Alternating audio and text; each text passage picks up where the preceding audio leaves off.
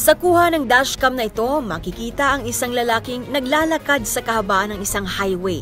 Maya-maya pa, tila nabunggo ito ng sasakyan kahit na diretso naman ang takbo nito. Sa isang kuha naman ng dashcam na ito, isang lalaki ang tumatawid pero maya-maya pa, tila sinadya nito na ibangga ang kanyang sarili dahil makikitang mabagal naman ang naging pagtakbo ng sasakyan.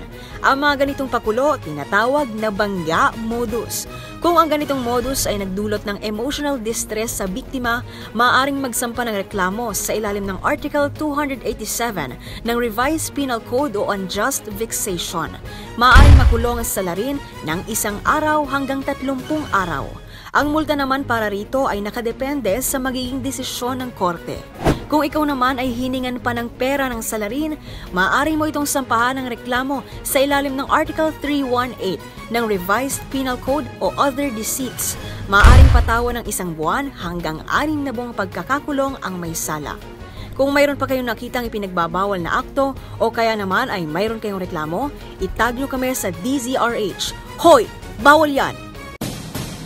Ang mga maling gawain atin ang pansinin para hindi na ulitin sa DZRH. Hoy! Bawal yan!